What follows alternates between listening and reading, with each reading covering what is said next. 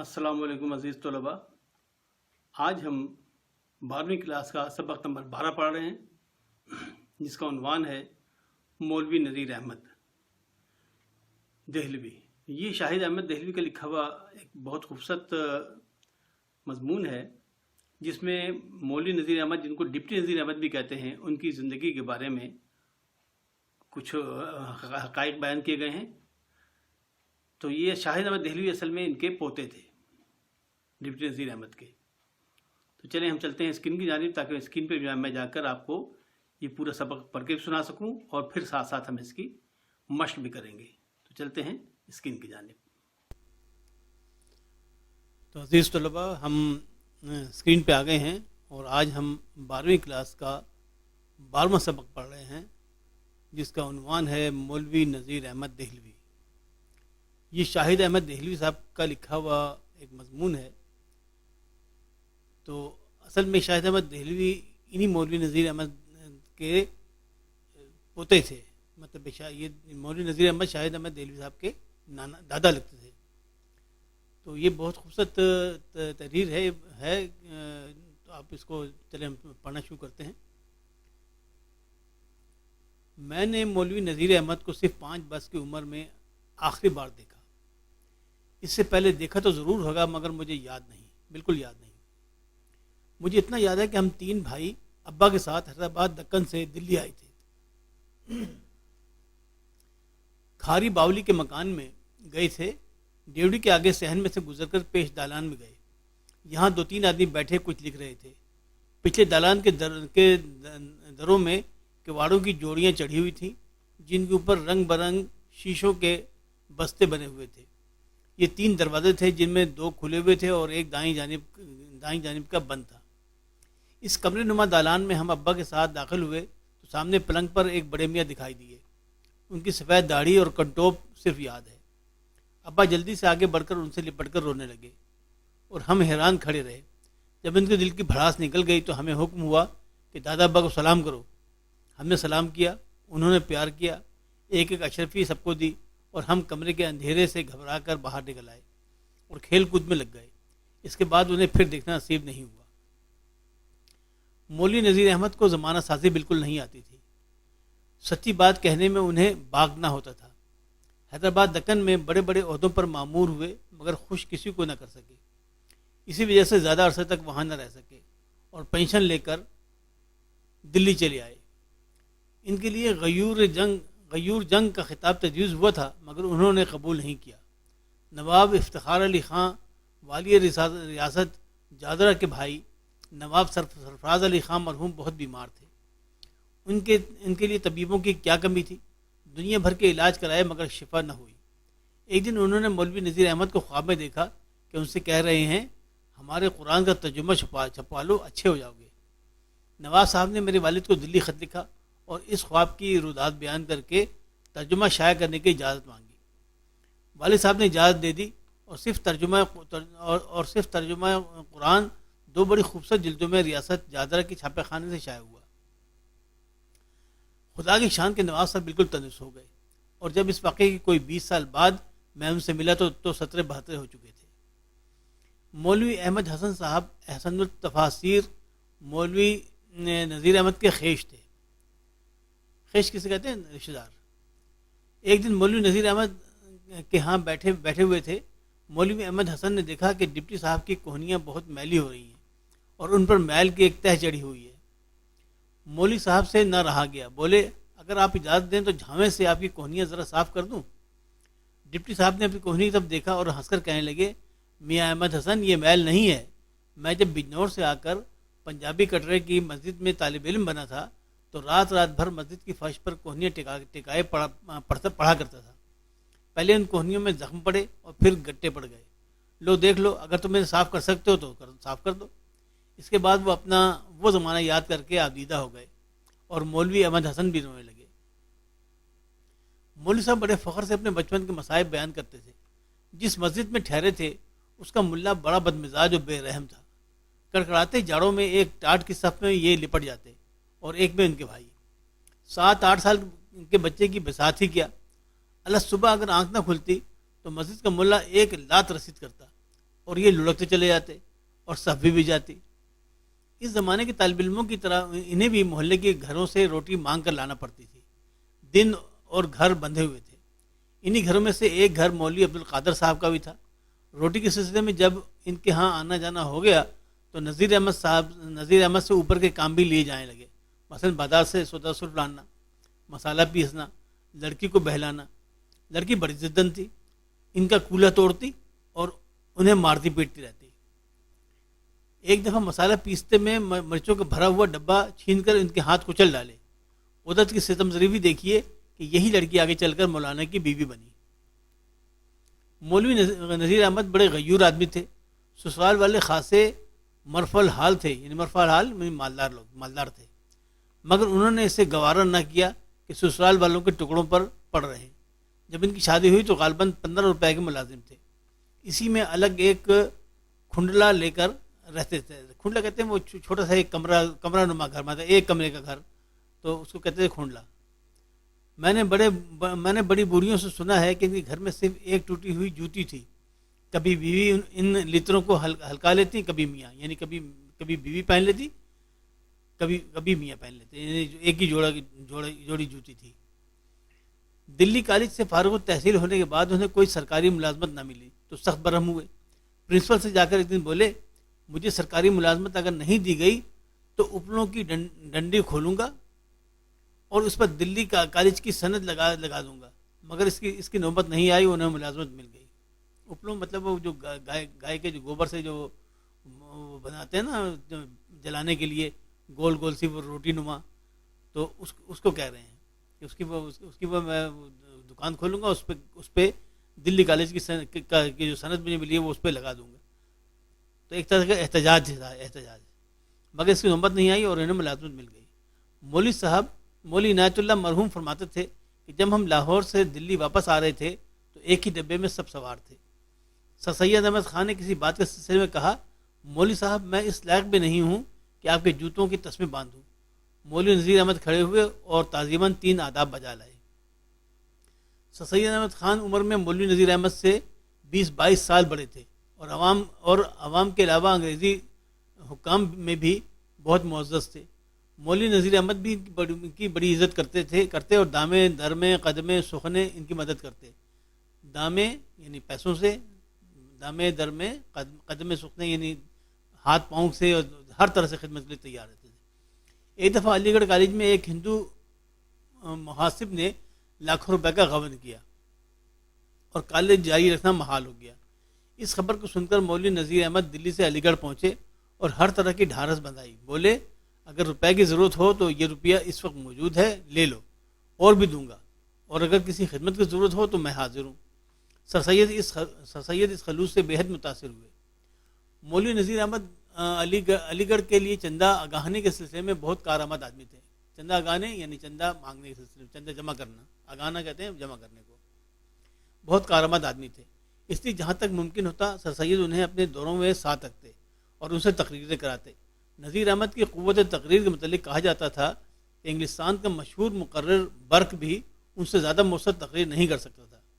اب بھی اگلے وقتوں کے لوگ جنہوں نے مولوی صاحب کے لیکچر سنے ہیں کہتے ہیں کہ یا تو ہم نے ڈپٹی صاحب کو دیکھا یا اب اخیر میں بہادر یار جنگ مرحوم کو دیکھا کہ سامعین پر جادو سا کر دیتے اور جو کام ان سے چاہتے لے لیتے، جب چاہا انہیں ہنسا دیا اور جب چاہا ان کی جیبیں خالی کرا لی اور عورتوں کے زیور تک اتروا لیا کرتے تھے۔ یعنی تقریر میں اتنی جان تھی کہ لوگ ان کو جو جب یہ کہتے تھے چندے کے لیے تو لوگ بے دریغ جو ان کے پاس ہوتا تھا دے دیتے تھے۔ ٹھیک ہے جی۔ اچھا آگے کیا ہے جی؟ مولوی نذیر احمد عربی میں غیر معمولی استعداد رکھتے تھے۔ کئی سال سے لوگوں کا ان پر تقاضا تھا کہ قرآن مجید کا ترجمہ کرو، مگر وہ پس پیش کرتے اور کہتے کہ یہ کام ان لوگوں کا ہے جو خدمت دین میں اپنی ساری عمر صرف کر چکے ہیں۔ مگر جب پینشن لے کر وہ دلی آ گئے تو تفسیر کا ترجمہ شروع کیا اور اس سلسلے میں اکثر قرآنی آیات کا ترجمہ بھی کرنا پڑا۔ اچھا، اس سے انہیں اندازہ ہوا کہ یہ کام اتنا دشوار نہیں ہے جتنی کی طبیعت میں ہچکچاہٹ ہے۔ چنانچہ کئی مولویوں اور عالموں کے مشوروں سے انہوں نے قرآن مجید کا ترجمہ کرنا شروع کیا۔ ایک لفظ پر رد و قضا ہوتی اور بالآخر ایک رائے ہو کر ترجمہ لکھ لے جاتا۔ ترجمہ مکمل ہونے کے بعد بھی ایک نابینا جید عالم کو پڑھ کر سنایا گیا اور ایک اور عالم کو نظر ثانی کے لیے باہر بھیجا گیا۔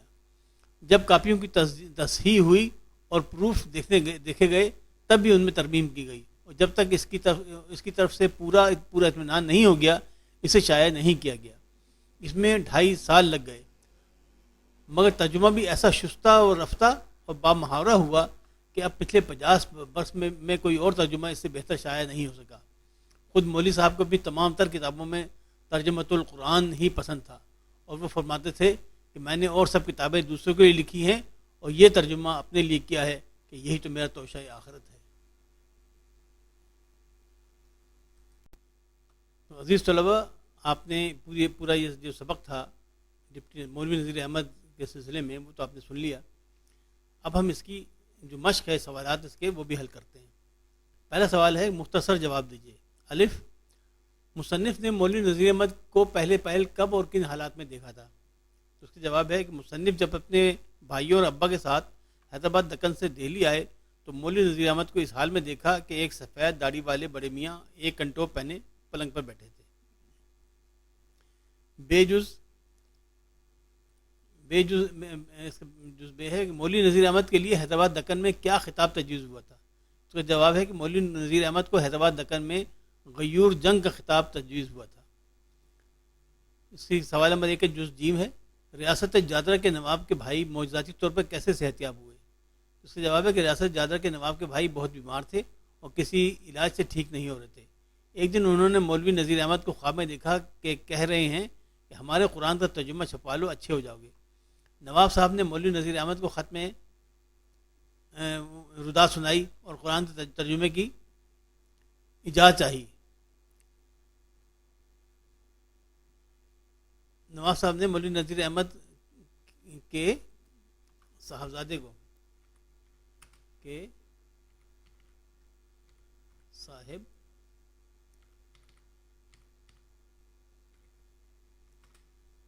صاحبزادے کو خط میں یہ رات سنائی، قرآن کے ترجمے کی اجازت چاہی۔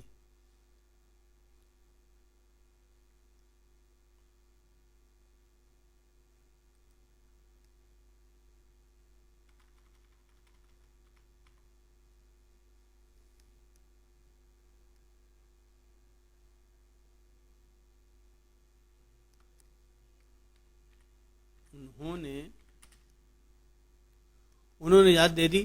نواب صاحب نے ترجمہ چھپایا تو ان کا بھائی صحتیاب ہو گیا۔ اچھا، اس کے بعد جو سوال ہے کہ مولوی نذیر احمد کی کوہنیوں پر گٹے کیسے پڑے تھے؟ تو اس کا جواب ہے کہ مولوی نذیر احمد جب اجنور سے دہلی آئے اور مسجد میں طالب علم بنے تو رات بھر کوہنیوں کو بل پر لیٹ کر پڑھتے رہتے تھے، جس سے ان کی کوہنیوں پر گٹے پڑ گئے۔ اس کا جز یہ ہے، مولوی نذیر احمد کا بچپن کن حالات میں بسر ہوا؟ جواب ہے کہ مولوی نذیر احمد جس مسجد میں بطور طالب علم ٹھہرے تھے وہاں انہیں سخت سردی میں مسجد کی ٹاٹ کی صف میں لپٹ کر سونا پڑتا۔ اگر صبح آنکھ نہ کھلتی تو مسجد کا ملا زور سے لات مارتا تو لڑکنے سے ان کی آنکھ بھی کھل جاتی اور صف بھی بچ جاتی۔ روایت کے مطابق ان کو بھی محلے کے گھروں سے کھانا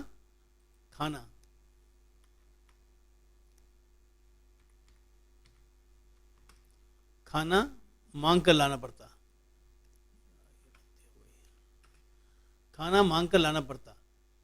ایسے ہی ایک گھر سے ان کی آمدنی اچھی ہو گئی تو ان کو ان کے گھر کا سودا فصول بھی لانا پڑتا اور مسالہ بھی پیسنا پڑتا، اور ان کی لڑکی کو بھی گود میں بہلانا پڑتا۔ وہ لڑکی ان کی سواری بھی کرتی اور ان کو خوب تنگ بھی کرتی اور مارتی پیٹتی رہتی۔ جز واو ہے اس کا، جب ایک ہندو محاسب نے علی گڑھ کالج میں لاکھوں کا غبن کیا تو نذیر احمد نے سر سید سے کیا کہا؟ جواب ہے اس کا، مولوی نذیر احمد نے سر سید سے کہا کہ جو روپیہ میرے پاس ہے لے لو، اور روپے بھی دوں گا، اس کے علاوہ میرے لائق کوئی اور بھی خدمت ہے تو ضرور بتائیں، میں وہ بھی کروں گا۔ جز یہ ہے، مؤثر تقریر کرنے کے ضمن میں کن 2 آدمیوں کو شہرت تھا؟ تو جواب ہے انگلستان کے مشہور مقرر برق اور مولوی نذیر احمد کا۔ اس کا جز یہ ہے، مولوی نذیر احمد اپنا توشہ آخرت کس سے گردانتے تھے؟ تو جواب ہے مولوی نذیر احمد ترجمۃ القرآن کو اپنا توشہ آخرت گردانتے تھے۔ سوال نمبر 2، درج ذیل محاورات کو اپنے جملوں میں اس طرح استعمال کیجیے کہ ان کا مفہوم واضح ہو جائے۔ دل کی بھڑاس نکالنا، لات رسید کرنا، ڈھارس بندھانا، جادو کرنا، پس و پیش کرنا۔ تو یہ ہم نے جواب آپ کے لیے بنا دیا ہے. دل کی بھڑاس نکالنا. میں نے آج اسے اگلی پچھلی سنا کر دل کی بھڑاس نکال لی. لات رسید کرنا. اسلم کی مسلسل بدتمیزی پر شاکر نے اسے ایسی لات رسید کی کہ اس کی طبیعت صاف ہو گئی. ڈھارس بنانا. کسی کی ناکامی پر اس کی ڈھارس بنانا بھی نیکی کا کام ہے. جادو کرنا. آپ کے الفاظ نے تو گویا جادو کر دیا ہے. پس و پیش کرنا. اگرچہ مزاج کے خلاف تھا لیکن میرے اصرار پر بڑے پس و پیش کے بعد وہ میری بات مان گیا. سوال نمبر 3. درج ذیل الفاظ کا تلفظ اعراب کی مدد سے واضح کیجیے. تو یہ ہم نے آپ کے لیے سب اعراب لگا کر سب یہ لکھ دیا ہے. سوال نمبر 4. ہم رکاب و باثر میں بالترتیب ہم اور با سابقے ہیں. یعنی با سابقے ہوتے ہیں جو کسی لفظ کے شروع میں لگیں.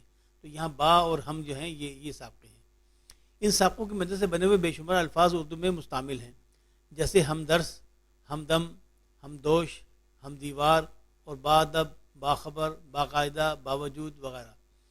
آپ ان دونوں سابقوں سے 10 الفاظ بنائیے. تو یہ آپ کے لیے بنا دیا ہم نے. ہم ہے تو ہم کا جو سابقہ ہے اس کو ہم نے بنایا ہے.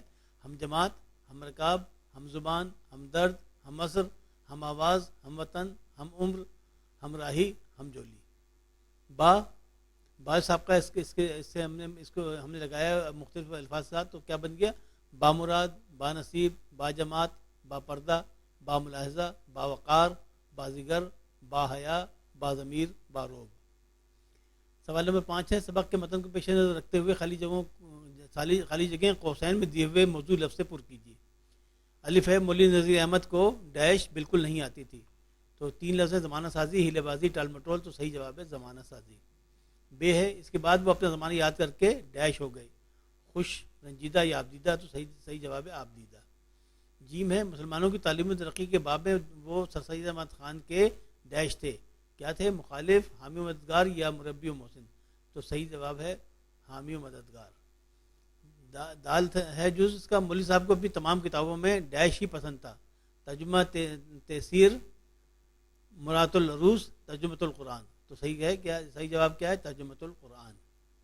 تو جناب آج آپ کا یہ سبق اور اس کا جو سوالات ہیں وہ آج مشق جو ہے وہ آج یہاں ختم ہوتی ہے. عزیز طلباء، آج یہ جو سبق تھا 12واں سبق 12ویں کلاس کا، آج یہ سبق بھی ختم ہو گیا اور اسے ہم نے مشق بھی کر لیے. تو اب اگر آپ چاہتے ہیں کہ آپ کو آئندہ کے اسباق کی فوری اطلاع ہو جائے تو آپ اس چینل کو سبسکرائب کر کے بیل کے آئیکن کو دبائیے اور آل کو سلیکٹ کر لیجیے تاکہ جو ہی نیا سبق میں لوڈ کروں فوراً آپ کو اس کی اطلاع ہو جائے. اور میں پھر آپ سے عرض کروں گا کہ آپ اس کے بارے میں اپنے دوسرے دوستوں کو بھی بتائیے تاکہ ہم جو محنت کر رہے ہیں اس کا فائدہ ملک کے تمام بچوں کو پہنچنا چاہیے.